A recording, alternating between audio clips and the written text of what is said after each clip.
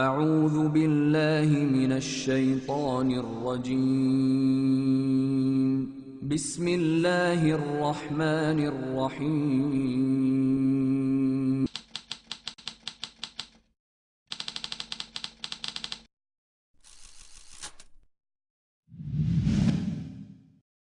ایک مومن دنیا کو یقیناً بڑی حقیر سمجھتا ہے، کیونکہ دنیا اللہ تبارک و تعالیٰ کی نظر میں ایک مچھر کے پر کی بھی حیثیت نہیں رکھتی۔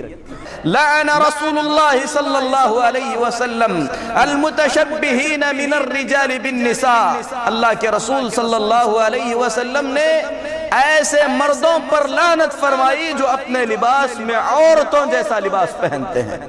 اس گھر کو بسانے کے لیے، اس گھر کو بنانے کے لیے اگر آدمی سودی قرض لیتا ہے، ناجائز طریقے سے کماتا ہے، پھر اس کے بعد گھر بناتا ہے، تو ایسا گھر کبھی بھی قابل مبارکباد نہیں ہو سکتا۔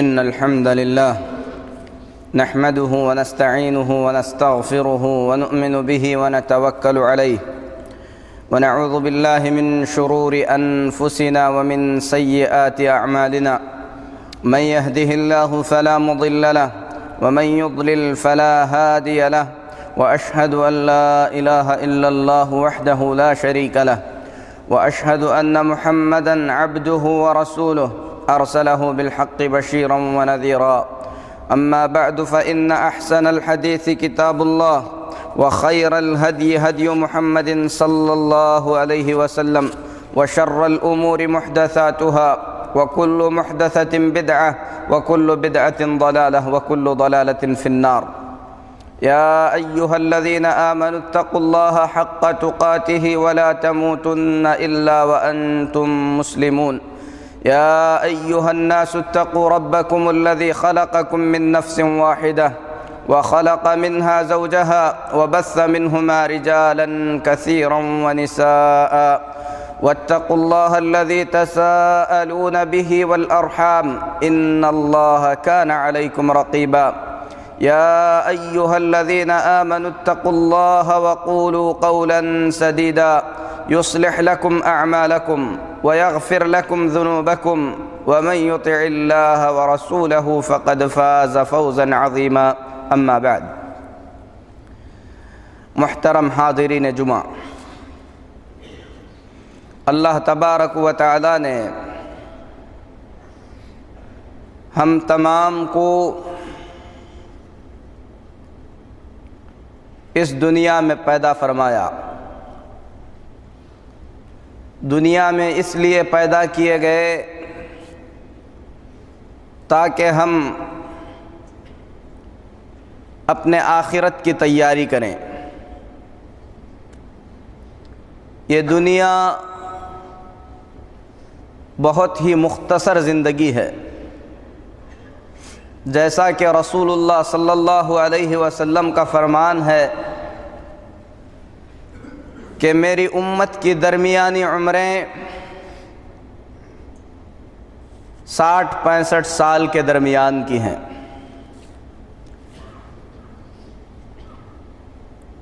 عقل مند ہے وہ آدمی جو اس دنیا کی حقیقت کو جان لے، اپنے آخرت کو بنانے کی کوشش کرے، اور یہ سمجھ کر زندگی گزارے کہ دنیا کی زندگی کسی بڑی زندگی کو بنانے کا ایک موقع ہے۔ اگر آدمی اس موقع میں، اسی زندگی کو بنانے میں لگ جائے، اپنی آخرت کو بھلا بیٹھے، تو اس سے بڑا نادان کوئی نہیں ہو سکتا۔ اسی لیے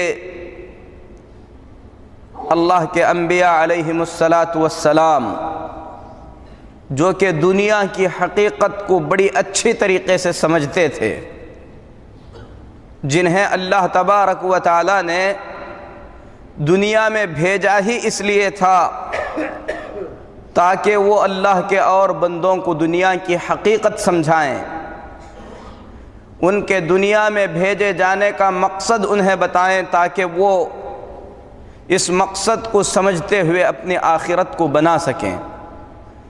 تو اللہ کے نبیوں نے اس دنیا کی حقیقت کو اچھی طریقے سے سمجھ کر دنیا کی جانب انہوں نے کبھی دھیان نہیں دیا،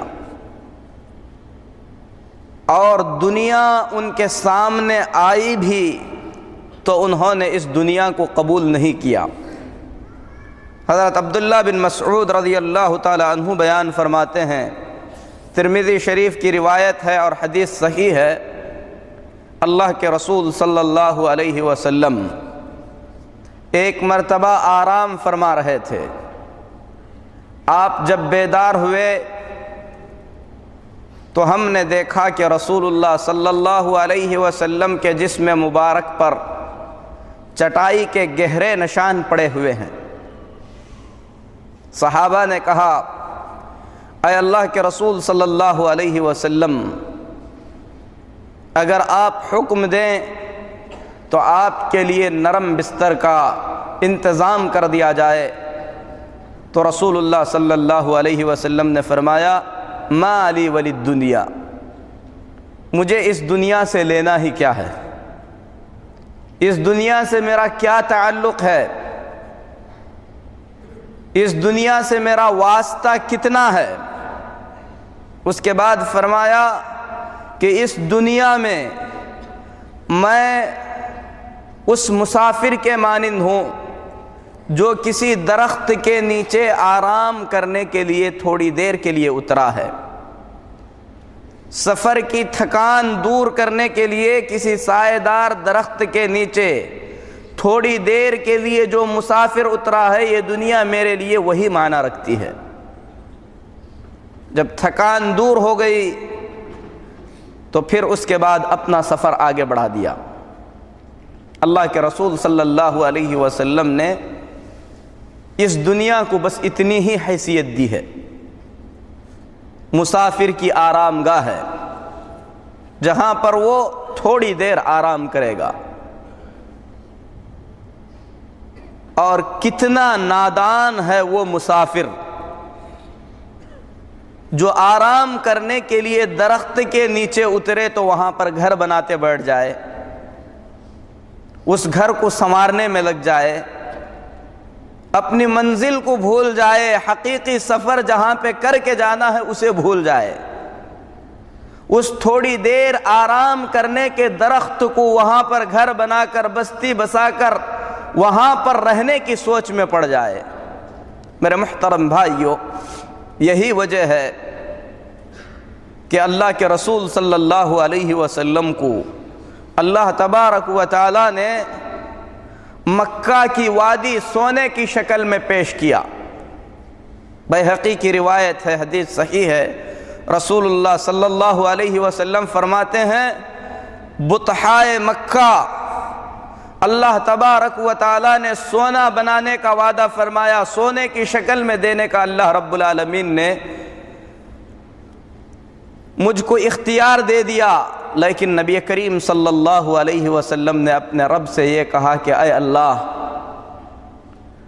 تو مجھے ایسی زندگی عطا فرما کہ اس کے اندر کسی دن کھاؤں کسی دن بھوکا رہوں، جب پیٹ بھر جائے تو تیرا شکریہ ادا کروں، جس دن بھوک سے پریشان ہو جاؤں اس دن تیرے سامنے گڑ گڑاؤں، تجھ سے مانگوں، تیری محتاجی میں رکھ۔ اور اللہ تبارک و تعالی نے اپنے نبی صلی اللہ علیہ وسلم کو آپ کے اختیار کے مطابق ایسی ہی زندگی عطا فرمایا۔ یہی وجہ تھی کہ رسول اللہ صلی اللہ علیہ وسلم کے گھر میں کئی مہینے تک، کئی دن نہیں بلکہ کئی مہینے تک چولہا نہیں جلتا تھا، کھانا نہیں بنتا تھا۔ ایک مرتبہ گوشت آیا، روٹی آپ کے سامنے پیش کی گئی، روٹی پر آپ نے گوشت رکھا، کہا کہ بیٹی فاطمہ کو بھی کچھ پہنچا دیا جائے۔ کئی ہفتے گزر گئے، اس نے گوشت کی شکل نہیں دیکھی ہے۔ یہ زندگی تھی محمد الرسول اللہ صلی اللہ علیہ وسلم کی۔ اللہ کے رسول صلی اللہ علیہ وسلم کے پاس عمر بن خطاب رضی اللہ تعالی عنہ، ابو بکر صدیق رضی اللہ تعالی عنہ کے پاس سے گزرے۔ ایک آیت کریمہ کا انہوں نے مفہوم پوچھا، جس میں یہ بات بتائی گئی تھی کہ مؤمنین مسکینوں کو کھانا کھلاتے ہیں۔ ابو بکر صدیق رضی اللہ تعالی عنہ نے اس کا جو سادہ سا مفہوم تھا وہ بتا دیا۔ رسول اللہ صلی اللہ علیہ وسلم کے پاس پہنچے، نبی کریم صلی اللہ علیہ وسلم عمر بن خطاب رضی اللہ تعالی عنہ کا جو اصل ارادہ تھا اسے بھانپ گئے۔ آپ نے فرمایا کہ تمہیں بھوک لگی ہے اور میں بھی بھوکا ہوں، چلو رزق کی تلاش میں نکلتے ہیں۔ ایک صحابی کے باغ میں داخل ہوئے اور وضاحت سے بات بتلائی گئی۔ جب رسول اللہ صلی اللہ علیہ وسلم اور آپ کے دونوں صحابہ ابو بکر اور عمر رضی اللہ تعالی عنہ کو بھوک کی حالت میں دیکھا تو انہوں نے باغ سے بہترین کھجوریں لا کر آپ کے سامنے پیش کر دی۔ اللہ کے رسول صلی اللہ علیہ وسلم نے فرمایا، کھجور کا پورا خوشہ نکالنے کے بجائے اس میں سے کچھ کھجوریں چن کر لائے ہوتے تو باقی بعد میں کام آ جاتی۔ اس کے بعد انہوں نے بکری ذبح کی، کھانا کھلایا۔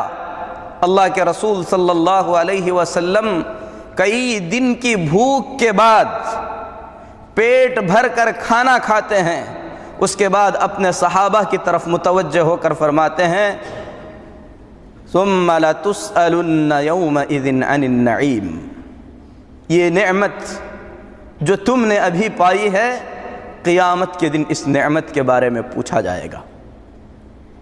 غزوہ خندق کے موقع پر حضرت جابر بن عبداللہ رضی اللہ تعالی عنہ بیان فرماتے ہیں، مختصر سے عرصے میں یہ پوری خندق ہمیں تیار کرنی تھی۔ خندق میں اگر کوئی بڑا پتھر آ جاتا تو ہم پریشان ہوتے، محمد الرسول اللہ صلی اللہ علیہ وسلم سے شکایت کرتے۔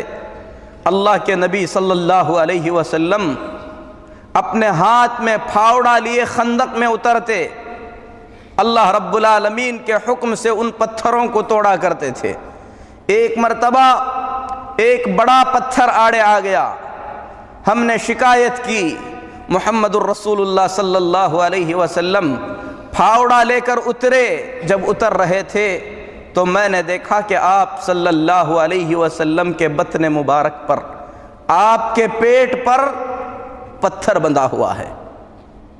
بھوک کی شدت کی وجہ سے پیٹ پر پتھر باندھے ہیں تاکہ یہ احساس ہو کہ پیٹ پر کوئی چیز ہے، بھوک کا کم احساس لگے۔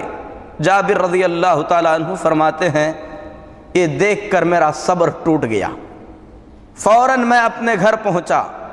بکری کا ایک چھوٹا سا بچہ تھا، گھر میں سیر بھر جو رکھا ہوا تھا۔ میں نے اپنی بیوی سے کہا، ایسی چیز دیکھ کر آیا ہوں جس کے بعد صبر نہیں ہوتا، بکری کے اس بچے کو ذبح کیا جائے، اس جو کو پیس کر اس کا آٹا بنایا جائے، کھانا تیار کیا جائے، میں محمد الرسول اللہ صلی اللہ علیہ وسلم کو گھر کھانے کے لیے لا رہا ہوں۔ بیوی کہتی ہے، خیال رکھیں کھانا بہت مختصر ہے، آپ صلی اللہ علیہ وسلم کے ساتھ آپ کے کچھ صحابہ شرکت کر سکتے ہیں۔ یہ کون سا دور تھا؟ ایمانی دور، جس میں مؤمنین مدینے کی حفاظت کے خاطر اللہ کی راہ میں لڑائی میں لگے ہوئے تھے۔ محمد الرسول اللہ صلی اللہ علیہ وسلم ان کے بیچ میں تھے، نمازیں ادا کی جاتی تھیں، اللہ کی عبادت مکمل انداز میں ادا ہوتی تھی، ایسے وقت میں اللہ کی آزمائش یہ تھی سخت ٹھنڈی، خوف و ہراس، بھوک کی یہ شکایتیں۔ اللہ کے نبی صلی اللہ علیہ وسلم کے پاس آ کر حضرت جابر بن عبداللہ رضی اللہ تعالیٰ عنہ جب دعوت کے بارے میں بتاتے ہیں، کھانے کے بارے میں بتاتے ہیں، تو محمد الرسول اللہ صلی اللہ علیہ وسلم عام اعلان فرما دیتے ہیں کہ جابر بن عبداللہ کے گھر میں کھانے کی دعوت ہے۔ تمام صحابہ کو لے کر پہنچتے ہیں۔ جابر رضی اللہ تعالیٰ عنہ کو وصیت فرماتے ہیں کہ ہانڈی پر سے برتن نہ ہٹایا جائے، آٹے پر سے کپڑا نہ ہٹایا جائے۔ قائد رسول اللہ صلی اللہ علیہ وسلم اپنے دست مبارک سے روٹی توڑتے ہیں، گوشت لگاتے ہیں، صحابہ کو دیتے ہیں۔ 1000 سے زیادہ صحابہ نے پیٹ بھر کر کھانا کھایا، اور اللہ رب العالمین کی برکت سے کھانا جیسا کا ویسا ہی باقی رہ گیا۔ لیکن میرے محترم بھائیوں، ان حالات سے ہم یہ سمجھ سکتے ہیں کہ اللہ کے ان بندوں کو اس دنیا کے بنانے کی کتنی فکر تھی، وہ دنیا کو کس نظر سے دیکھتے تھے۔ محمد الرسول اللہ صلی اللہ علیہ وسلم نے گھر بنائے اپنے ازواج مطہرات کے لیے، امہات المؤمنین کے لیے جو حجرے بنائے گئے، جو کمرے بنائے گئے، اس کی صفت بیان کرتے ہوئے ام المؤمنین عائشہ رضی اللہ تعالی عنہا فرماتی ہیں کہ میں نماز کے وقت میں رسول اللہ صلی اللہ علیہ وسلم کے سامنے لیٹی ہوتی تھی، جب آپ کو سجدہ کرنا ہوتا تو آپ اشارہ فرماتے، میں اپنے پیر سمیٹ لیتی تھی۔ اتنا بڑا گھر تھا رسول اللہ صلی اللہ علیہ وسلم کا کہ کوئی سوئے تو کسی کو نماز پڑھنے کی جگہ نہیں ہوتی تھی۔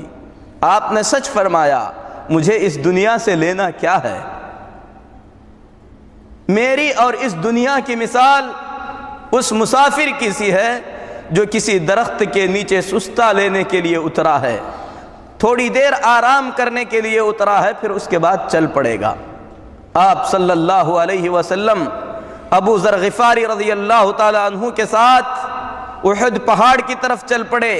ابو ذر رضی اللہ تعالی عنہ فرماتے ہیں، بخاری شریف کی روایت ہے، احد جب قریب ہوا تو رسول اللہ صلی اللہ علیہ وسلم نے فرمایا کہ ابو ذر اس پہاڑ کو دیکھو، اگر اللہ تبارک و تعالی نے یہ پہاڑ سونے کا بنا دیا تو 3 دن کے اندر یہ سارا سونا میں اللہ کے راستے میں صدقہ کر دوں گا۔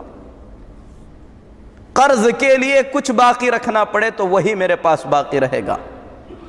جس طریقے سے اللہ کے رسول صلی اللہ علیہ وسلم نے اس دنیا کو حقارت کی نظر سے دیکھا، آپ نے اس دنیا کی پرواہ نہیں کی، اسی طریقے سے آپ کے صحابہ کرام رضوان اللہ علیہ مجمعین نے بھی کبھی اس دنیا کو کوئی بڑی قیمت نہیں دی۔ عمر بن خطاب رضی اللہ تعالیٰ عنہ کی زندگی، ابو بکر صدیق رضی اللہ تعالیٰ عنہ کی زندگی ایسے واقعات سے بھری پڑی ہے۔ صرف نبی کے ایک مطالبے پر ابو بکر نے اپنے پورے گھر کا مال نبی صلی اللہ علیہ وسلم کے سامنے پیش کیا تھا۔ عثمان بن عفان رضی اللہ تعالیٰ عنہ نے اپنے مال کو پانی کی طرح اسلام کے لیے بہا دیا تھا۔ مال و دولت ان کے دنیا میں کوئی مقام نہیں رکھتی تھی۔ حضرت علی رضی اللہ تعالیٰ عنہ مصلی میں کھڑے ہوتے تو اپنی داڑھی پر ہاتھ رکھ کر فرماتے کہ دنیا میرے علاوہ کسی اور کو دھوکہ دینا، میں تیری حقیقت کو اچھی طریقے سے جان چکا ہوں، میں نے تجھے اسی طریقے سے چھوڑ دیا ہے جس طریقے سے کوئی شخص اپنی بیوی کو 3 طلاق دے کر چھوڑ دیتا ہے۔ حضرت عمر بن خطاب رضی اللہ تعالی عنہ نے حضرت عمیر رضی اللہ تعالی عنہ کو، عمیر بن سعید رضی اللہ تعالی عنہ کو حمص کا والی بنا کر بھیجا۔ ملک شام میں حمص ایک جگہ ہے، وہاں کا والی بنا کر بھیجا۔ کچھ دنوں کے بعد عمر بن خطاب رضی اللہ تعالی عنہ نے اپنے گورنر، اپنے والی کو پیغام بھیجا کہ تم واپس آؤ، تشریف لاؤ۔ حضرت عمر بن خطاب رضی اللہ تعالیٰ عنہ سوچتے بھی نہیں تھے کہ حمص جیسے بڑے علاقے کا والی اس طریقے سے آئے گا۔ جب آئے تو ان کے ہاتھ میں ایک لاٹھی تھی، ننگے پیر تھے، کندھے پر توشہ رکھنے کا ایک چھوٹا سا برتن تھا اور پانی کا ایک مشکیزہ تھا۔ جب عمیر رضی اللہ تعالی عنہ اس حالت میں مدینہ پہنچے، عمر بن خطاب رضی اللہ تعالی عنہ حیران ہو گئے، پریشان ہو گئے، کہا کیا قحط پڑ گیا ہے؟ کیا لوگ فاقہ اور فقیری کے در پہ ہیں؟ تو حضرت عمیر رضی اللہ تعالی عنہ فرماتے ہیں کہ امیر المؤمنین آپ ایسا کیوں پوچھتے ہیں؟ کہا کہ تمہاری حالت دیکھ کر ایسے لگتا ہے۔ کہا کہ امیر المؤمنین زکوٰۃ بہت ساری اصول ہوتی ہے، غریبوں میں تقسیم کر دی جاتی ہے، بہت سارا جزیہ آتا ہے، محتاجوں میں بانٹ دیا جاتا ہے، لوگ خوشحال ہیں، لیکن میرے لیے اس میں سے کچھ بھی جائز اور حلال نہیں ہے، تو میں کیسے استعمال کرتا؟ ملک شام سے مدینہ طیبہ تک ایک گورنر امیر کے مطالبے پر پہنچتا بھی ہے تو پیدل پہنچتا ہے، اس نے اپنے لیے سواری تک کا استعمال نہیں کیا۔ زہد تھا، تقویٰ تھا۔ عمر بن خطاب رضی اللہ تعالی عنہ انہیں واپس جانے کے لیے کہتے ہیں تو عمیر رضی اللہ تعالی عنہ فرماتے ہیں کہ امیر المؤمنین میں اللہ کا واسطہ دیتا ہوں کہ مجھے میرے گھر والوں سے ملنے دیجیے۔ اجازت دیتے ہیں۔ عمر بن خطاب رضی اللہ تعالی عنہ اپنے ایک ساتھی کو بلا کر 100 دینار اس کے ہاتھ میں دیتے ہیں، کہتے ہیں کسی بہانے سے عمیر کے گھر میں داخل ہو جانا، 3-4 دن تک رہ کر ان کی زندگی کو دیکھنا کہ حقیقت میں یہ دنیا سے اتنا ہی لا تعلق ہے یا لا تعلقی ظاہر کرتا ہے۔ اگر بات ایسی ہی رہی تو تیسرے دن 100 دینار انہیں دے دینا۔ حبیب جو کہ عمر بن خطاب رضی اللہ تعالی عنہ کے بھیجے ہوئے شخص تھے، عمیر رضی اللہ تعالی عنہ کے گھر میں 3 دن رات بسر کرنے کے بعد دیکھتے ہیں کہ عمیر کا پورا ساز و سامان صرف ان کا وہ لوٹا ہے جس سے پانی پیا کرتے تھے، کھانا رکھنے کا وہ چھوٹا سا برتن ہے، گھر میں تھوڑا سا جو رکھا ہوا ہے، جو کو پکا کر اس میں تیل ڈال کر زندگی گزارتے ہیں، وہی ان کا کھانا ہے۔ 3 دن کے بعد 100 دینار جب انہیں پیش کیے جاتے ہیں اور کہا جاتا ہے کہ یہ امیر المؤمنین کے دیے ہوئے ہیں، تو عمیر رضی اللہ تعالی عنہ ان دیناروں کو لے کر اسی دن فقیروں اور مسکینوں میں تقسیم کر دیتے ہیں۔ عمر بن خطاب رضی اللہ تعالی عنہ دوبارہ ان کے پاس 2 کپڑے اور 2 وسق یعنی 120 کلو کے قریب کھجوریں بھیجتے ہیں۔ عمیر رضی اللہ تعالیٰ عنہ فرماتے ہیں اے امیر المؤمنین، ان 2 کپڑوں کی تو مجھے ضرورت ہے، حاجت ہے، یہ میں لے لیتا ہوں، لیکن میرے گھر میں ابھی بھی کچھ سیر جو باقی ہے، مجھے ان کھجوروں کی کوئی حاجت نہیں ہے۔ دنیا سے یہ رغبت تھی، یہ تعلق تھا۔ میرے محترم بھائیوں، ایک مومن دنیا کو یقیناً بڑی حقیر سمجھتا ہے، کیونکہ دنیا اللہ تبارک و تعالیٰ کی نظر میں ایک مچھر کے پر کی بھی حیثیت نہیں رکھتی۔ عقل مند ہے وہ آدمی جو اپنی دنیا کو قربان کر کے اپنی آخرت کو بچا لیتا ہے۔ مال کمانا، مال جمع کرنا، اچھی زندگی گزارنا اسلام میں ناجائز اور حرام نہیں ہے، بلکہ اللہ تبارک و تعالی نے اس کی تعلیم دیا ہے۔ کمانے کی ترغیب محمد الرسول اللہ صلی اللہ علیہ وسلم نے دی ہے، لیکن حلال طریقے سے کمایا جائے، حلال طریقے سے خرچ کیا جائے۔ خرچ کرنے کے بارے میں بھی پوچھا جائے گا، کمانے کے بارے میں بھی پوچھا جائے گا۔ محمد الرسول اللہ صلی اللہ علیہ وسلم کا فرمان ہے، قیامت کے دن لوگوں کے قدم جکڑے ہوئے ہوں گے، 3 سوالوں کے جواب جب تک نہیں دیں گے وہ اپنے پیر کو ہلا نہیں سکیں گے۔ اس میں سے ایک سوال مال کے بارے میں ہوگا کہ کہاں سے کمایا، کہاں پر خرچ کیا۔ کمائی اس کی ترغیب دی گئی۔ محمد الرسول اللہ صلی اللہ علیہ وسلم کے پاس ایک آدمی مانگنے کے لیے آیا، آپ صلی اللہ علیہ وسلم نے دیکھا کہ یہ ہٹا کھٹا ہے، کمانے کی استطاعت رکھتا ہے۔ محمد الرسول اللہ صلی اللہ علیہ وسلم نے فرمایا کہ تیرے پاس جو ہے اسے لے کر آ۔ اس نے کہا اے اللہ کے رسول صلی اللہ علیہ وسلم بس ایک کپڑا ہے۔ آپ نے اس کپڑے کے 2 ٹکڑے کیے، کہا کہ ایک کو پہن لے، دوسرا آپ نے بیچ دیا۔ بیچنے کے بعد اس سے جو پیسہ آیا آپ نے فرمایا کہ اسے لے جا، اس سے کلہاڑی خرید کر لا۔ آپ نے اپنے دست مبارک سے اس میں دستہ لگایا، فرمایا کہ اسے لے جا کر لکڑیاں جمع کر، لا کر بیچ کر جو کمائی کرے گا یہ تیرے لیے لوگوں کے سامنے ہاتھ پھیلانے سے زیادہ بہتر ہے۔ کمائی کی ترغیب دی گئی۔ آدمی کسی بھی ہنر کو، کسی بھی پیشے کو، کسی بھی طریقے کے کام کو حقیر نہ سمجھے۔ لوگوں کے سامنے مانگنے سے بہتر ہے کہ آدمی معمولی سے معمولی کمائی کر کے اپنے اور اپنے گھر والوں کا پیٹ بھرے، لیکن اس بات کا خیال رکھے کہ حلال طریقے سے کمائے، حلال طریقے سے خرچ کرے۔ کمائی کے بارے میں بھی سوال ہوگا، خرچ کے بارے میں بھی سوال ہوگا۔ میرے محترم بھائیوں، ہم جو خطبے دے رہے تھے اس میں بتا رہے تھے کہ اللہ تبارک و تعالیٰ نے ہمیں اس دنیا کے اندر کیا چیزیں حلال قرار دیا ہے، کن چیزوں سے اللہ نے روکا ہے۔ ہم گھر بناتے ہیں اور ہر شخص کا عام طور پر یہ خواب ہوتا ہے کہ اس کا اپنا خاص گھر ہو۔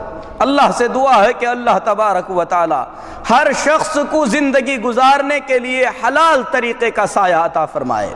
لیکن میرے محترم بھائیو، اس گھر کو بسانے کے لیے، اس گھر کو بنانے کے لیے اگر آدمی سودی قرض لیتا ہے، ناجائز طریقے سے کماتا ہے، پھر اس کے بعد گھر بناتا ہے، تو ایسا گھر کبھی بھی قابل مبارکباد نہیں ہو سکتا۔ گھر بنانا جائز ہے۔ اللہ کے رسول صلی اللہ علیہ وسلم نے انسان کی سعادت بتلائی ہے کہ آدمی کا کھلا گھر رہے، اس میں کوئی حرج نہیں ہے، لیکن اگر حلال طریقے سے آپ بڑا خوبصورت پیارا کئی منزلے کا گھر نہیں بنا سکتے تو چھوٹا سا کمرہ بنا لیجئے، لیکن حلال روزی سے بنائیے، حلال کمائی سے بنائیے، اللہ تبارک و تعالی ضرور اس میں برکت عطا فرمائے گا۔ یہ جائز نہیں ہے، یہ بالکل حرام ہے کہ کوئی آدمی سودی قرض لے کر اپنا گھر بنائے، بلکہ گھر بنانے کے لیے آدمی اگر قرض بھی لیتا ہے تو اسے 1000 مرتبہ سوچ کر لینا چاہیے۔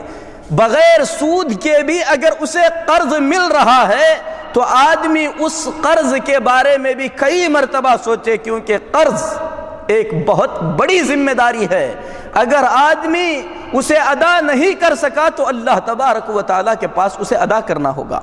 اسی لیے میرے محترم بھائیوں، چھوٹے سے مکان میں زندگی اگر بسر ہو سکتی ہے، آدمی قرض کی پریشانی سے بچ کر معمولی زندگی بسر کر سکتا ہے تو یہ بڑی بہتر چیز ہے، لیکن اگر سودی قرض لے کر بنایا جائے تو ایسی صورت میں حرام ہے، ناجائز ہے۔ اللہ تبارک و تعالیٰ کے پاس اس کی ایک ایک چیز کے بارے میں جواب دینا ہوگا۔ لیکن اگر اللہ تبارک و تعالیٰ نے کسی کو مال سے نوازا ہے، اس کے پاس مال ہے، وہ گھر بنانا چاہتا ہے، تو ایسی صورت میں اس میں کوئی حرج نہیں ہے۔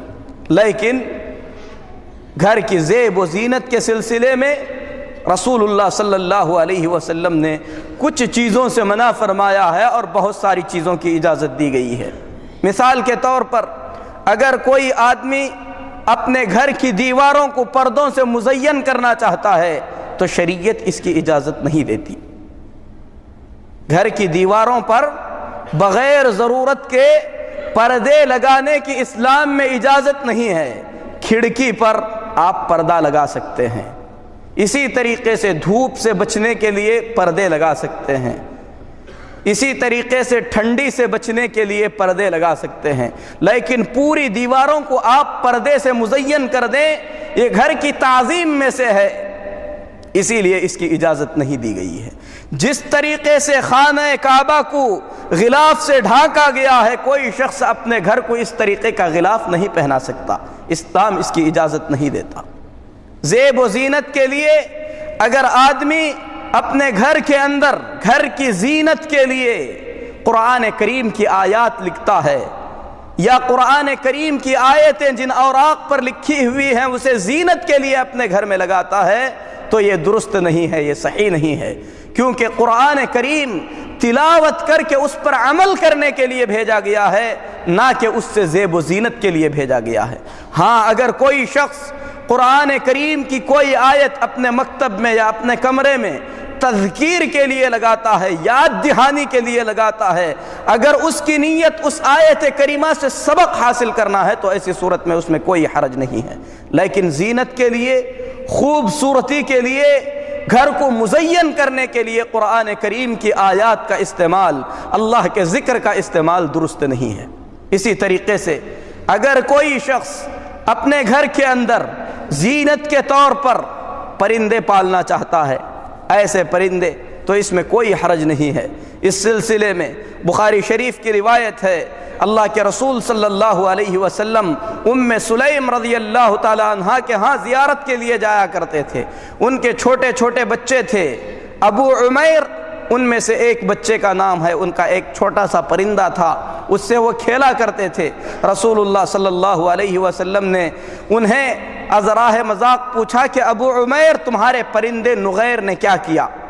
اس حدیث سے اہل علم نے یہ مسئلہ بیان کیا ہے کہ آدمی زینت کے لیے پرندے پال سکتا ہے، آدمی ان پرندوں کا نام رکھ سکتا ہے، اس میں کوئی حرج نہیں ہے، لیکن جو جانور حرام ہیں ان جانوروں کا پالنا درست نہیں ہے۔ کوئی بندر پالے اس کی اجازت نہیں ہے، کوئی آدمی کتا پالے تو اللہ کے رسول صلی اللہ علیہ وسلم نے اس سلسلے میں بڑی سخت وعید سنائی ہے۔ محمد الرسول اللہ صلی اللہ علیہ وسلم کا فرمان ہے، جو کوئی شخص کتا پالے گا اللہ تبارک و تعالی اس کے اجر و ثواب سے ہر دن 1 قیرات اجر کم کر دے گا۔ بعض روایات میں ہے 2 قیرات اجر، 2 قیرات ثواب اللہ تبارک و تعالی اس کے نامہ اعمال سے ختم کر دے گا۔ کتوں میں سے صرف شکاری کتے کی پالنے کی اجازت ہے۔ اسی طریقے سے جانوروں کی دیکھ بھال کے لیے کتا پالا جا سکتا ہے، کھیت کی حفاظت کے لیے کتے کو پالا جا سکتا ہے۔ اس کے علاوہ کسی بھی طریقے کا کتا زیب و زینت کے لیے، اس کے ساتھ کھیلنے کے لیے آدمی اگر کتا پالتا ہے تو یہ شرعاً حرام ہے، جائز نہیں ہے۔ گھر کی زیب و زینت کے لیے آدمی درخت لگا سکتا ہے، یہ فضول خرچی میں شامل نہیں ہے۔ میرے محترم بھائیوں، زیب و زینت میں سے کیا چیزیں جائز ہیں، شریعت نے کن چیزوں کو حرام کیا ہے، تفصیل کے ساتھ انشاءاللہ اگلے خطبے میں اس کا بیان ہوگا۔ رب ذوالجلال سے ہم دعا کرتے ہیں کہ اللہ تعالی ہمیں اس دنیا کی حقیقت کو سمجھنے کی توفیق عطا فرمائے۔ جو چیزیں اللہ نے حلال فرمائی ہیں اسی پر اکتفا کر کے زندگی گزارنے کی اللہ توفیق دے۔ اللہ رب العالمین ہر حرام سے ہمیں محفوظ رکھے۔ اقول قولی ھذا واستغفر اللہ لی ولکم ولسائر المسلمین فاستغفروہ انہ هو الغفور الرحیم۔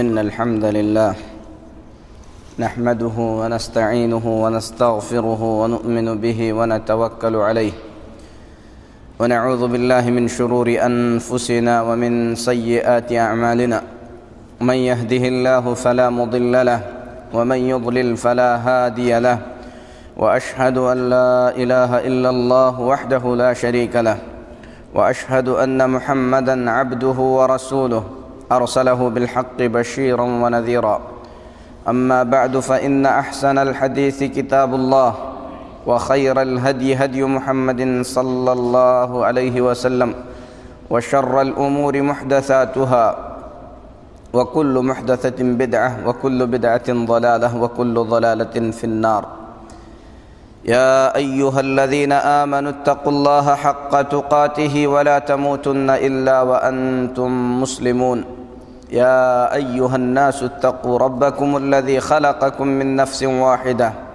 وخلق منها زوجها وبث منهما رجالا كثيرا ونساء واتقوا الله الذي تساءلون به والأرحام إن الله كان عليكم رقيبا يا أيها الذين آمنوا اتقوا الله حق تقاته ولا تموتن إلا وأنتم مسلمون۔ محترم حاضرین جمعہ، اللہ تبارک و تعالی نے یہ دنیا اور دنیا کی ساری نعمتیں صرف اس لیے پیدا کیا ہے تاکہ اللہ کے بندے ان نعمتوں کو خیر میں استعمال کریں، اس کے ذریعے اللہ تبارک و تعالیٰ کی عبادت کے لیے اپنے آپ کو تیار کریں۔ ہم اللہ سے دعا کرتے ہیں کہ اللہ تعالیٰ ہمیں توفیق عطا فرمائے کہ اس کی نعمتوں کو اس کے بتائے ہوئے طریقے کے مطابق صرف کر سکیں۔ میرے محترم بھائیوں، دنیا کی حقارت، دنیا کی حقیقت آپ لوگوں کے سامنے بیان کی گئی، اور ساتھ ہی ساتھ یہ بھی بتایا گیا کہ اللہ تبارک و تعالیٰ نے اپنے بندوں کو اجازت دی ہے کہ اس دنیا میں جو چیزیں اللہ رب العالمین نے حلال قرار دی ہیں ان چیزوں کو اپنا سکتے ہیں۔ قرآن پاک میں اللہ تبارک و تعالیٰ فرماتا ہے قُلْ مَنْ حَرَّمَ زِينَةَ اللَّهِ الَّتِي أَخْرَجَ لِعِبَادِهِ وَالطَّيِّبَاتِ مِنَ الرِّزْقِ، اے نبی صلی اللہ علیہ وسلم آپ کہہ دیجئے کہ اللہ تبارک و تعالیٰ کی حلال کردہ زیب و زینت کو کون حرام کر سکتا ہے؟ پاک روزی کو کون حرام کر سکتا ہے؟ قُلْ هِيَ لِلَّذِينَ آمَنُوا فِي الْحَيَاةِ الدُّنْيَا خَالِصَةً يَوْمَ الْقِيَامَةِ، جو لوگ ایمان کی زندگی گزارتے ہیں ان لوگوں کے لیے یہ پاک چیزیں دنیا کے اندر بھی حلال ہیں، اور قیامت کے دن اللہ رب العالمین کی عطا کی ہوئی زینت اور پاک چیزیں صرف مومنوں کے لیے ہوں گی۔ تو اس آیت کریمہ میں اللہ تبارک و تعالیٰ نے اس بات کو واضح طور پر بیان فرما دیا کہ جو چیزیں اللہ تبارک و تعالیٰ نے حلال قرار دی ہیں، جو زینت اللہ تبارک و تعالیٰ نے اپنانے کی اجازت دی ہے، کسی کو اس بات کا حق نہیں پہنچتا کہ وہ زینت کو حرام کر سکے، کیونکہ حلال اور حرام کرنے کا حق صرف اللہ تبارک و تعالیٰ کو ہے۔ دنیا کی یہ زیب و زینت جو اللہ تبارک و تعالیٰ نے اپنے بندوں کے لیے حلال فرمائی ہے، صرف اللہ نے حلال ہی نہیں کیا بلکہ بعض مقامات پر اللہ تبارک و تعالیٰ نے زیب و زینت کو اپنانے کا حکم دیا۔ قرآن پاک میں رب العالمین فرماتا ہے یا بنی آدم خذوا زینتکم عند کل مسجد، اے آدم کے بچوں، اے آدم کی اولاد، سجدہ گاہ میں، عبادت کی جگہ میں، یا نماز کے وقت میں یا عبادت کے وقت میں، مسجد میں یا نماز کے وقت میں زیب و زینت کو اپناؤ۔ وَكُلُوا وَاشْرَبُوا وَلَا تُسْرِفُوا، کھاؤ اور پیو لیکن فضول خرچی سے بچو، إِنَّهُ لَا يُحِبُّ الْمُسْرِفِينَ، کیونکہ فضول خرچوں کو اللہ تبارک و تعالیٰ پسند نہیں فرماتا، فضول خرچوں سے اللہ تبارک و تعالیٰ محبت نہیں کرتا۔ یہ آیت کریمہ کیوں نازل ہوئی، اس کی وجہ بیان کرتے ہوئے عبداللہ بن عباس رضی اللہ تعالی عنہ ترجمان القرآن، رسول اللہ صلی اللہ علیہ وسلم کے چچازاد بھائی جو تفسیر کا سب سے زیادہ علم جاننے والے صحابی ہیں، فرماتے ہیں یہ آیت کریمہ ان لوگوں کے بارے میں نازل ہوئی جو خانہ کعبہ کا ننگا ہو کر طواف کیا کرتے تھے، کعبۃ اللہ کا طواف کرتے تھے تو اپنے جسموں پر کپڑا نہیں ڈالتے تھے۔ ان کی نیتیں ان کے گمان کے مطابق بڑی اچھی تھیں۔ وہ کہتے تھے کہ اللہ کا گھر عظمت والا ہے، ان گناہوں کے کپڑوں میں اللہ کے گھر کا طواف درست نہیں ہے، اسی لیے گناہوں کے کپڑے نکال کر پھینک کر ننگے ہو کر طواف کرتے تھے۔ اللہ تبارک و تعالیٰ نے اس سے منع فرمایا۔ پتہ یہ چلا کہ صرف نیت کا درست ہونا کافی نہیں ہے، عمل کے صحیح ہونے کے لیے نیت کے صحیح ہونے کے ساتھ ساتھ عمل کا شریعت کے مطابق ہونا بھی ضروری ہے۔ تو اللہ تبارک و تعالیٰ نے اس آیت کریمہ میں حکم دیا، خذوا زینتکم عند کل مسجد، ہر مسجد میں عبادت کی جگہ میں اپنے زیب و زینت کو اپناؤ، یعنی مطلب یہ ہے کہ کپڑے پہن کر طواف کیا کرو۔ اسی لیے اس کے اور بھی بہت سارے مفہوم بیان کیے گئے ہیں۔ امام ابن کثیر رحمۃ اللہ علیہ اس آیت کریمہ کی تفسیر میں بیان فرماتے ہیں کہ یہ آیت کریمہ، اس معنی کی اور بہت ساری آیتیں، رسول اللہ صلی اللہ علیہ وسلم کی بہت ساری حدیثیں جو اس معنی میں وارد ہوئی ہیں، اس سے پتہ چلتا ہے کہ آدمی جب نماز کے لیے آئے تو زیب و زینت کے ساتھ آئے، اچھے کپڑے پہن کر آئے، خوشبو لگا کر آئے کیونکہ یہ زیب و زینت میں داخل ہے، مسواک کر کے مسجد میں آئے کیونکہ مسواک زیب و زینت میں شمار کی جاتی ہے، اس کے کپڑے اچھے ہونی چاہیے، وہ خوشبودار ہو کر مسجد میں آنا چاہیے۔ اور اللہ تبارک و تعالیٰ نے جو بہترین کپڑے پہننے کا حکم دیا اس کو بیان کرتے ہوئے امام احمد بن حنبل رحمۃ اللہ علیہ فرماتے ہیں کہ کپڑوں میں سے بہترین کپڑا سفید کپڑا ہے، آدمی اگر نماز کے لیے یہ کپڑے پہن کر آئے تو یہ بہت ہی زیادہ بہتر ہے۔ زیب و زینت اس آیت کریمہ سے پتہ چلتا ہے کہ صرف جائز ہی نہیں بلکہ اللہ کی عبادت کے لیے ایک مطلوبہ چیز ہے، لیکن ہر چیز کے کچھ اصول اور قاعدے ہوتے ہیں۔ زیب و زینت کا قاعدہ شریعت کے اندر یہ بتایا گیا ہے کہ آدمی فضول خرچی، غرور و تکبر سے بچتے ہوئے اچھی سی اچھی چیز پہن سکتا ہے، اچھا سا اچھا کھانا کھا سکتا ہے۔ حضرت عبداللہ بن عباس رضی اللہ تعالیٰ عنہ فرماتے ہیں، کل ما شئت والبس ما شئت، تمہارے جی میں جو آئے پہنو، تمہیں جو پسند آئے وہ کھاؤ، لیکن دو چیزوں سے ہمیشہ بچتے رہنا کہ کھانے اور پہننے کے سلسلے میں کبھی فضول خرچی سے کام نہ لینا، کبھی تمہارے دل کے اندر غرور اور گھمنڈ نہ آنا۔ رسول اللہ صلی اللہ علیہ وسلم نے غرور و تکبر کا تذکرہ فرمایا۔ ایک شخص نے کہا، اے اللہ کے رسول صلی اللہ علیہ وسلم، ہم میں سے کوئی چاہتا ہے کہ اس کا کپڑا اچھا ہو، وہ اچھے جوتے پہنے، کیا یہ گھمنڈ میں داخل ہوگا؟ نبی کریم صلی اللہ علیہ وسلم نے فرمایا کہ نہیں، یہ غرور و تکبر میں نہیں ہے۔ غرور یہ ہے کہ تم لوگوں کو کمتر سمجھو، غرور اور گھمنڈ یہ ہے کہ حق کو تم ٹھکرا دو، بلکہ اچھا کپڑا پہننا، اچھا جوتا پہننا یہ جمال اور خوبصورتی میں ہے۔ مسلم شریف کی روایت ہے، رسول اللہ صلی اللہ علیہ وسلم نے فرمایا، ان اللہ جمیل یحب الجمال، اللہ تبارک و تعالی جمیل ہے، خوبصورتی کو اللہ پسند فرماتا ہے۔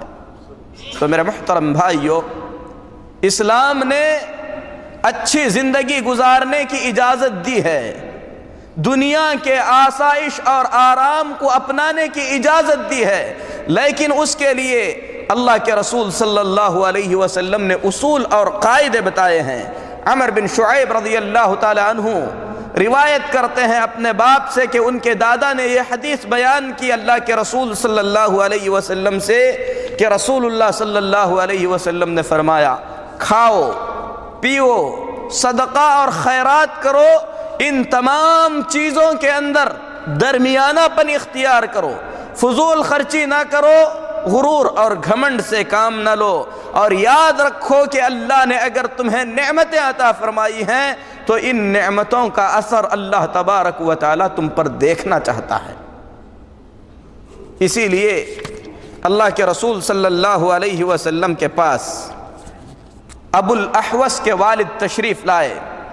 اللہ کے رسول صلی اللہ علیہ وسلم نے انہیں دیکھا کہ ان کے جسم پر بہت ہی معمولی کپڑے ہیں، بوسیدہ کپڑے ہیں جو ان کی شان کے لائق نہیں ہیں۔ رسول اللہ صلی اللہ علیہ وسلم نے پوچھا الک مال، کیا اللہ نے تجھے مال عطا فرمایا ہے؟ کہا اے اللہ کے رسول صلی اللہ علیہ وسلم، اللہ نے مجھے اتنے اونٹ عطا کیے ہیں، اتنی بکریاں عطا فرمائی ہیں۔ نبی کریم صلی اللہ علیہ وسلم نے فرمایا کہ اچھا کپڑا پہنو، کیونکہ اللہ تبارک و تعالی اگر نعمتیں عطا فرمایا ہے تو ان نعمتوں کا اثر اپنے بندے پر دیکھنا چاہتا ہے۔ اسی لیے حضرت تمیم بن اوس الداری رضی اللہ تعالی عنہ، جو ایک جلیل القدر صحابی ہیں، 1000 درہم سے انہوں نے کپڑا پہنا، 1000 درہم سے انہوں نے کپڑا خریدا، اور وہ کپڑا خصوصیت کے ساتھ نماز کے لیے پہنا کرتے تھے، اور فرمایا کرتے تھے کہ اللہ فرماتا ہے کہ نماز کے لیے زیب و زینت اختیار کرو۔ اسی لیے میرے محترم بھائیوں، آدمی جب مسجد کی طرف اپنا قدم اٹھائے تو اپنی حیت کی طرف دیکھے، اپنی شکل کو دیکھے، اچھے سے اچھا کپڑا پہنے، کیونکہ اللہ تبارک و تعالی نے زیب و زینت کو اپنانے کا حکم دیا ہے۔ لیکن جیسا کہ بیان کیا گیا کہ آدمی کھانے پہننے کے اندر اگر فضول خرچی سے بچتے ہوئے کھاتا ہے اور پہنتا ہے تو اس میں کوئی حرج نہیں۔ کھانے پینے اور پہننے میں فضول خرچی کا ضابطہ اور اصول یہ ہے، اللہ کے رسول صلی اللہ علیہ وسلم نے یہ تعلیم دی، فرمایا کہ بنی آدم کے لیے، انسان کے لیے کچھ لقمے کافی ہیں جو اس کی پیٹھ سیدھی رکھ سکتے ہیں، جو اسے چلنے پھرنے کے لائق رکھ سکتے ہیں۔ اگر اسے کھانے کا شوق ہی ہے تو وہ سنے کہ اس کا ایک حصہ، اس کے جسم کا ایک حصہ، تہائی حصہ کھانے کے لیے ہے، ایک تہائی حصہ پانی کے لیے ہے، اور ایک تہائی حصہ سانس کے لیے ہے۔ تو آدمی کھانے پینے کے اندر درمیانہ پن اختیار کرے۔ اسی طریقے سے پہننے، اوڑھنے، رہنے سہنے کے سلسلے میں فضول خرچی کا ضابطہ ہر آدمی سے مختلف ہے۔ اگر اللہ تبارک و تعالی نے کسی کو بہت زیادہ مال سے نوازا ہے، کروڑوں کا وہ مالک ہے، ایسی صورت میں وہ کچھ لاکھ کا گھر خریدتا ہے، کچھ ہزار کے کپڑے خریدتا ہے، تو یہ چیز اس کے حق میں فضول خرچی نہیں ہے، کیونکہ وہ اس کے لائق ہے، وہ اس کے لیے زیبا دیتا ہے۔ لیکن ایک آدمی غریبی کی زندگی گزارتا ہے، اس کی تنخواہیں محدود ہیں، اور وہ لاکھوں کے کپڑے پہنتا ہے، لاکھوں کی گھڑی خریدتا ہے، یا ہزاروں کے جوتے خریدتا ہے، تو ایسی صورت میں یہ چیز اس کے حق میں فضول خرچی ہوگی، اور اسلام اس سے منع فرمائے گا، کیونکہ اس کی زندگی میں کپڑے، جوتے، ان تمام چیزوں سے بڑھ کر بھی کچھ چیزیں ہیں۔ اس کے اولاد کی تربیت ہے، عبادت کے لیے وقت نکالنا ہے۔ میرے محترم بھائیوں، فضول خرچی کا کوئی ضابطہ نہیں ہے۔ یہ نہیں کہا جا سکتا کہ 10,000 کی گھڑی ہر ایک کے لیے حرام ہے، بلکہ جس کی تنخواہ محدود ہے، اگر وہ شخص قیمتی گھڑی خریدتا ہے تو ایسی صورت میں اس کے لیے فضول خرچی ہوگی۔ وہی چیز اگر کوئی صاحب ثروت کرتا ہے تو ایسی صورت میں اس کے مال کے اعتبار سے وہ چیز اس کی شان کے لائق ہوگی، اس کے لیے کوئی حرج نہیں ہوگا، کیونکہ فضول خرچی کا مطلب ہے حلال چیز کے اندر حد سے تجاوز کر جانا۔ فضول خرچی کا مطلب ہے حلال چیز کے اندر حد سے تجاوز کر جانا۔ فضول خرچی کا یہ مطلب ہرگز نہیں ہے کہ ہم حرام میں خرچ کریں، کیونکہ یہ تبذیر ہے جو فضول خرچی سے بڑی چیز ہے۔ فضول خرچی کا مطلب جو چیز اللہ نے حلال قرار دی ہے اس چیز کے اندر حد سے تجاوز کر جانا، یہ فضول خرچی کہلاتا ہے، جو کہ ہر شخص ایک شخص سے دوسرے شخص سے مختلف ہوتا ہے۔ آدمی اپنی حیثیت کے مطابق اپنی چیزوں کو تلاش کرے، اسی کے مطابق زندگی بسر کرے، اور کبھی اپنے آپ کو اس حال تک نہ پہنچائے کہ لوگوں کے سامنے ہاتھ پھیلاتا پھرے، کیونکہ اللہ تبارک و تعالیٰ نے اور اللہ کے رسول صلی اللہ علیہ وسلم نے اس قسم کی مذلت کی زندگی سے منع فرمایا ہے۔ بلکہ آپ فرماتے ہیں کلہاڑی اٹھا کر لکڑیاں جمع کرنا، لا کر بیچنا، اس سے اپنے اور اپنے بچوں کا پیٹ بھرنا لوگوں کے سامنے ہاتھ پھیلانے سے بہت ہی زیادہ بہتر ہے، جو لوگ اسے دے بھی سکتے ہیں اور دھتکار کر بھگا بھی سکتے ہیں۔ اسی لیے میرے محترم بھائیوں، آدمی کو اپنی زندگی کے اندر درمیانہ پن اختیار کرنا چاہیے۔ اسی طریقے سے فضول خرچی میں یہ داخل ہے کہ آدمی حرام طریقے سے اپنی ضروریات کو پوری کرنے کی کوشش کرے، یہ فضول خرچی میں داخل ہے۔ اسی طریقے سے بعض اہل علم نے یہاں تک کہا ہے کہ آدمی جس چیز کی طبیعت کرتا ہے وہ تمام چیزیں خریدے، یہ فضول خرچی میں داخل ہے۔ اپنے نفس کو کنٹرول میں رکھے، حلال چیزوں کے درمیان اور اللہ کی حرام کردہ چیزوں کے درمیان ایک دیوار بنا لے۔ ساری حلال چیزیں اگر آدمی اختیار کرے گا تو ایسی صورت میں حلال کی جانب اس کا قدم بڑھ سکتا ہے۔ اپنے نفس کو کنٹرول میں رکھے، کچھ چیزیں جسے خریدنے کا اس کا دل چاہتا ہے ان پر بھی کوشش کرے کہ اپنے نفس پر پابندی لگائے۔ اسی طریقے سے حضرت مقدام بن معدی کرب رضی اللہ تعالی عنہ بیان فرماتے ہیں، حضرت مقدام بن معدی کرب رضی اللہ تعالی عنہ بیان فرماتے ہیں کھانے پینے کا اصول یہ ہے کہ آدمی ایک ثلث کھائے، ایک ثلث اپنے پانی کے لیے رکھے اور ایک ثلث اپنی سانس کے لیے رکھے۔ میرے محترم بھائیوں، لباس اللہ تبارک و تعالیٰ نے جائز قرار دیا، لباس کو اللہ تبارک و تعالیٰ نے اپنانے کا حکم دیا، بلکہ ستر ڈھانکنے کے لیے لباس کا اپنانا انتہائی واجبات میں سے ایک واجب ہے۔ لیکن اللہ رب العالمین نے اپنے ارادے سے، اپنے حکم سے اللہ تبارک و تعالیٰ نے لباسوں میں سے کچھ لباس ہم لوگوں پر حرام قرار دیے ہیں۔ ہمیں چاہیے کہ اللہ کی حرام کردہ چیزوں سے بچیں، اللہ کی حلال کردہ چیزوں کو اپنائیں۔ جن لباسوں کو اللہ تبارک و تعالیٰ نے حرام قرار دیا ان میں سے ایک لباس وہ ہے جو خصوصیت کے ساتھ کافر، یہود یا نصارہ پہنتے ہیں اور وہ ان کا رسمی لباس بن گیا ہے۔ ایسے لباس سے شریعت اسلامیہ ہمیں منع کرتی ہے، اور نبی کریم صلی اللہ علیہ وسلم کا فرمان ہے من تشبہ بقوم فہو منہم، جو شخص کسی قوم کی مشابہت اختیار کرتا ہے وہ ان میں سے ہو جاتا ہے۔ مثلا سادھوؤں کا لباس ہے، کوئی شخص وہ لباس نہ پہنے۔ پادریوں کا خاص لباس ہے، وہ اپنے سر پر چھوٹی سی ٹوپی رکھتے ہیں، یہ ان کا خاص لباس ہے، آدمی ایسا لباس نہ اپنائے۔ محرم میں ماتمیوں کا خاص لباس ہے، آدمی اس لباس کو نہ اپنائے۔ جو چیز کسی قوم کی علامت بن جاتی ہے اس قسم کے لباس کو اپنانا شریعت اسلامیہ میں جائز نہیں ہے۔ اس کے لیے ایک اصول بتایا گیا من تشبہ بقوم فہو منہم، جو جس قوم کی مشابہت اختیار کر لیتا ہے وہ ان میں سے ہو جاتا ہے۔ اللہ رب العالمین ہمیں اس سے بچائے۔ اسی طریقے سے مردوں کے لیے یہ جائز نہیں ہے کہ وہ عورتوں جیسا لباس پہنے، عورتوں کے لیے یہ جائز نہیں ہے کہ وہ مردوں کے جیسا لباس پہنے۔ بخاری شریف میں محمد الرسول اللہ صلی اللہ علیہ وسلم کا فرمان ہے لعن رسول اللہ صلی اللہ علیہ وسلم المتشبہین من الرجال بالنساء، اللہ کے رسول صلی اللہ علیہ وسلم نے ایسے مردوں پر لعنت فرمائی جو اپنے لباس میں عورتوں جیسا لباس پہنتے ہیں۔ اسی طریقے سے ایسی عورتوں پر محمد الرسول اللہ صلی اللہ علیہ وسلم نے لعنت فرمائی جو عورتیں مردوں جیسا لباس پہنتے ہیں۔ نہ مردوں کے لیے یہ جائز ہے کہ عورتوں جیسا لباس پہنے، نہ عورتوں کے لیے یہ جائز ہے کہ وہ مردوں جیسا لباس پہنے۔ جو لباس مردوں کے لیے خاص ہو گیا ہے وہ مردوں کے لیے ہے، اگر کوئی عورت وہ پہنتی ہے تو وہ ملعونہ ہے، قابل لعنت ہے۔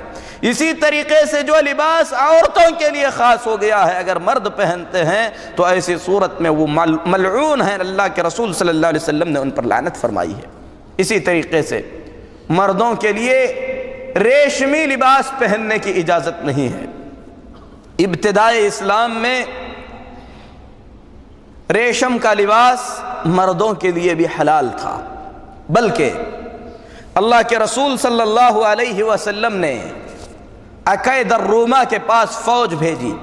اس نے نبی کریم صلی اللہ علیہ وسلم کو بطور ہدیہ ریشم کا ایک جبہ بھیجا جس کے اندر سونے کے تار جڑے ہوئے تھے۔ محمد الرسول اللہ صلی اللہ علیہ وسلم نے ریشم کے اس لباس کو پہنا۔ صحابہ کرام رضوان اللہ علیہم اجمعین اس کی خوبصورتی کی وجہ سے اسے چھو کر دیکھ رہے تھے۔ اللہ کے رسول صلی اللہ علیہ وسلم نے فرمایا کہ یہ کپڑا تمہیں بڑا اچھا لگتا ہے تو سنو، اللہ کی قسم سعد بن معاذ رضی اللہ تعالی عنہ کی مندیل، یعنی ان کے ہاتھ پوچھنے کے کپڑے جنت میں اس کپڑے سے بہت ہی زیادہ بہتر ہیں۔ اس کے بعد کیونکہ حضرت سعد بن معاذ رضی اللہ تعالی عنہ غزوہ خندق میں شہادت پا چکے تھے، اللہ تبارک و تعالیٰ نے انہیں جنت عطا فرمایا اور جنت کے اندر اللہ تبارک و تعالیٰ نے انہیں یہ لباس عطا فرمایا تھا۔ اس کے بعد نبی کریم صلی اللہ علیہ وسلم نے دوسری روایت کے مطابق اس کپڑے کے اندر نماز پڑھائی۔ نماز سے فارغ ہونے کے فوراً بعد اللہ کے نبی صلی اللہ علیہ وسلم نے تیزی کے ساتھ اس کپڑے کو اتار دیا۔ ایسے لگتا تھا جیسے اللہ کے نبی صلی اللہ علیہ وسلم کو یہ لباس پسند نہیں ہے۔ صحابہ نے پوچھا تو نبی کریم صلی اللہ علیہ وسلم نے فرمایا لا ينبغي هذا للمتقین، متقیوں کے لیے یہ لباس زیبا نہیں دیتا۔ دوسری روایت میں ہے نماز کے بعد نبی کریم صلی اللہ علیہ وسلم نے اس لباس کو اتار کر عمر بن خطاب رضی اللہ تعالی عنہ کے پاس بھیج دیا اور صحابہ سے فرمایا کہ جبریل امین نے یہ لباس پہننے سے مجھے منع فرمایا ہے۔ عمر بن خطاب رضی اللہ تعالی عنہ روتے ہوئے آئے، کہنے لگے اے اللہ کے رسول صلی اللہ علیہ وسلم، جس لباس سے اللہ نے آپ کو منع فرمایا ہے وہ آپ نے میرے پاس بھیج دیا۔ نبی کریم صلی اللہ علیہ وسلم نے فرمایا کہ عمر، میں نے یہ لباس تمہیں پہننے کے لیے نہیں بھیجا ہے بلکہ اس لیے بھیجا ہے کہ اسے پھاڑ کر اپنی بیویوں میں تقسیم کر دو تاکہ وہ اسے دوپٹے کے طور پر استعمال کر سکیں۔ دوسری روایت میں ہے آپ نے فرمایا میں نے یہ لباس تمہارے پاس اس لیے بھیجا تاکہ تم اسے بیچ دو اور اس سے فائدہ اٹھاؤ۔ حضرت عمر بن خطاب رضی اللہ تعالی عنہ نے 2000 درہم میں اس لباس کو بیچ دیا۔ اس حدیث سے پتہ چلتا ہے کہ ابتدائے اسلام میں ریشمی لباس مردوں اور عورتوں تمام کے لیے جائز تھا، لیکن بعد میں اللہ تبارک و تعالیٰ نے مردوں کے لیے یہ لباس حرام قرار دیا، عورتوں کے لیے اس لباس کو استعمال کرنے کی اجازت باقی رہی، کیونکہ نبی کریم صلی اللہ علیہ وسلم نے عمر بن خطاب رضی اللہ تعالیٰ عنہ سے فرمایا تاکہ تمہاری بیویاں اس کا دوپٹہ بنا سکیں۔ اور دوسری روایت میں ہے اللہ کے رسول صلی اللہ علیہ وسلم نے اپنے داہنے ہاتھ میں ریشم کا ایک لباس اٹھایا، بائیں ہاتھ میں آپ صلی اللہ علیہ وسلم نے سونا اٹھایا اور فرمایا کہ یہ دونوں چیزیں میری امت کے مردوں پر حرام قرار دی گئی ہیں۔ دوسری روایت میں فرمایا جو شخص دنیا میں یہ چیزیں استعمال کرے گا آخرت میں محروم کر دیا جائے گا۔ مطلب یہ ہوا کہ آخرت کا لباس ریشم کا لباس ہے، آخرت کی زیب و زینت سونے اور چاندی کی زیب و زینت ہے، آخرت میں محروم کر دیے جانے کا مطلب یہ ہے کہ ایسا شخص جنت میں داخل نہیں ہو سکے گا۔ اسی لیے میرے محترم بھائیوں، اپنے بچوں کے لباس کے سلسلے میں بھی ہم تمام کو اللہ رب العالمین سے ڈرنا چاہیے۔ مردوں کے لیے یا اپنی بچیوں کے لیے وہ لباس اپنائیں جس کی شریعت اسلامیہ ہمیں اجازت دیتی ہے۔ اسی طریقے سے لباس کے آداب یا لباس کے احکام میں سے ایک اہم حکم یا حرام لباسوں میں سے ایک حرام لباس جس کو عام طور پر بہت سارے مسلمان استعمال کرتے ہیں۔ اللہ سے دعا ہے کہ اللہ ہم تمام کو توبہ کی توفیق عطا فرمائے۔ موت سے پہلے اللہ رب العالمین کی حرام کردہ چیزوں سے توبہ کرنے کی اللہ توفیق دے۔ میرے محترم بھائیوں، ایک اہم لباس جو ہم میں سے اکثر استعمال کرتے ہیں وہ ہے کہ ہم اپنے لباس کو اپنے ٹخنے سے نیچے رکھتے ہیں، جو کہ ناجائز اور حرام ہے۔ اپنے لباس کو، مردوں کا اپنے لباس کو اپنے ٹخنے سے نیچے رکھنا ناجائز اور حرام ہے، بلکہ اس کے عذاب اور اس کے وعید میں نبی کریم صلی اللہ علیہ وسلم کی بہت ساری سخت حدیثیں وارد ہوئی ہیں۔ ان میں سے ایک حدیث حضرت عبداللہ بن عمر رضی اللہ تعالیٰ عنہ حدیث کے راوی ہیں، اور حدیث بخاری شریف میں ہے۔ نبی کریم صلی اللہ علیہ وسلم فرماتے ہیں لا ينظر اللہ الی من جر ثوبہ خیلا، جو شخص غرور اور گھمنڈ سے اپنے کپڑے کو گھسیٹتا پھرتا ہے، اللہ تبارک و تعالی قیامت کے دن اس کی جانب دیکھے گا بھی نہیں۔ بڑی سخت وعید ہے، اللہ تبارک و تعالی نہیں دیکھے گا۔ اہل علم کہتے ہیں یعنی اس پر رحم نہیں فرمائے گا، رحمت کی نظر سے اللہ اسے نہیں دیکھے گا۔ یہ کون بدبخت ہے؟ یہ وہ شخص ہے جو غرور اور گھمنڈ سے اپنے کپڑے کو گھسیٹتا ہے۔ اگر کوئی کہے کہ میں اپنے کپڑے کو ٹخنے سے نیچے تو رکھا ہوں لیکن غرور اور گھمنڈ سے نہیں، تو ایسی صورت میں وہ شخص محمد الرسول اللہ صلی اللہ علیہ وسلم کی دوسری حدیث سن لے، جسے حضرت ابو ذر غفاری رضی اللہ تعالی عنہ نے بیان فرمایا۔ کہتے ہیں محمد الرسول اللہ صلی اللہ علیہ وسلم نے فرمایا ثلاثة لا يكلمهم اللہ ولا ينظر الیہم ولہم عذاب علیم، تین قسم کے بدبخت ایسے ہیں جن کی جانب اللہ تبارک و تعالی نہ دیکھے گا نہ ان سے بات کرے گا، بلکہ اللہ تعالیٰ انہیں دردناک عذاب دے گا۔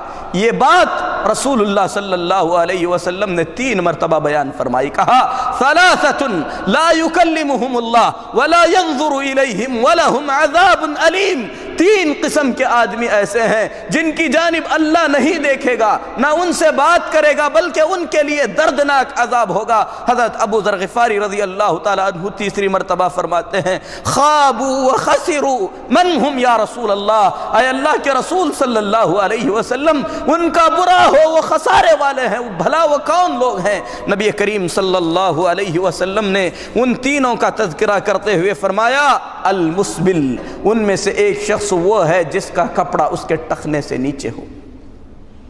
ادھر غرور کا بھی تذکرہ نہیں ہے، گھمنڈ کا بھی تذکرہ نہیں ہے۔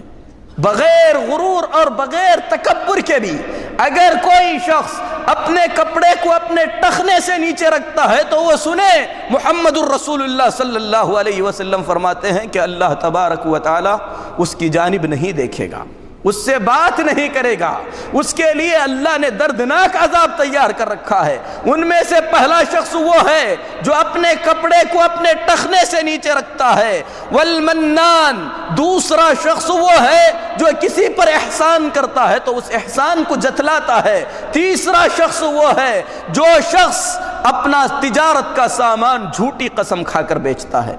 اللہ رب العالمین ہم تمام کو اپنے عذاب سے محفوظ رکھے۔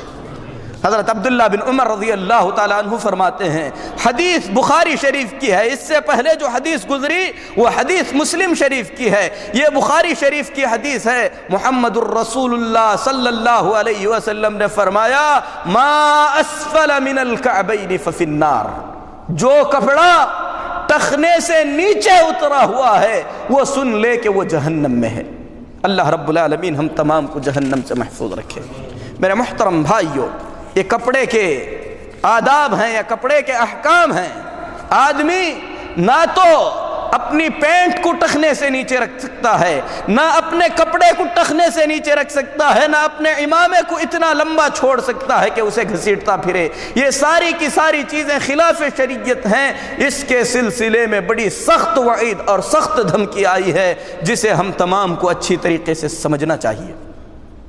اسی طریقے سے میرے محترم بھائیوں، جن چیزوں کو اپنانے سے شریعت اسلامیہ نے منع فرمایا ہے، لباس کے احکام میں سے خصوصاً ایسا کپڑا جو چست ہو، جو تنگ ہو، جس کو پہننے کے بعد جسم کے اعضاء کی ہیئت اور اس کی شکل ظاہر ہوتی ہو، خصوصاً ایسے پینٹ جس کو پہننے کے بعد انسان کے جسم کا پورا شیپ ظاہر ہو جاتا ہے، ایسے ٹی شرٹ جسے پہن کر انسان کا پورا شیپ ظاہر ہو جاتا ہے۔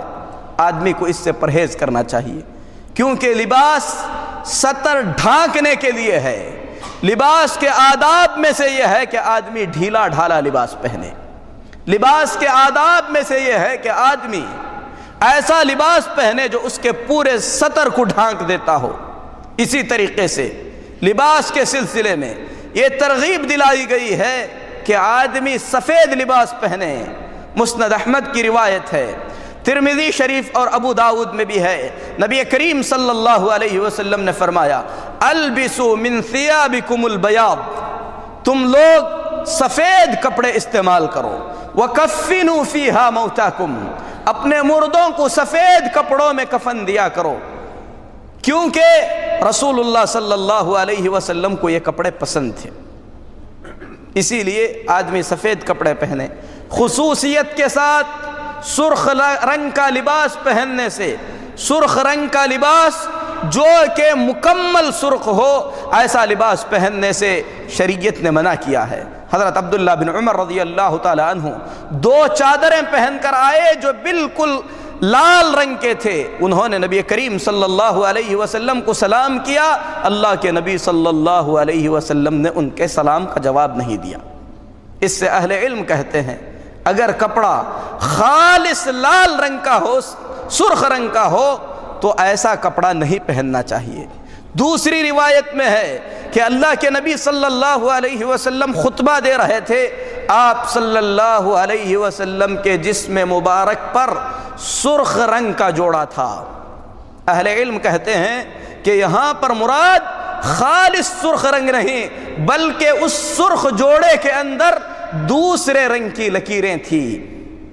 اس سے یہ مسئلہ واضح ہوتا ہے کہ لباس اگر خالص سرخ نہیں ہے تو ایسی صورت میں اس کو پہننے میں کوئی حرج نہیں ہے، لیکن اگر خالص سرخ ہے تو ایسی صورت میں اس کو پہننے کی ممانعت آئی ہے۔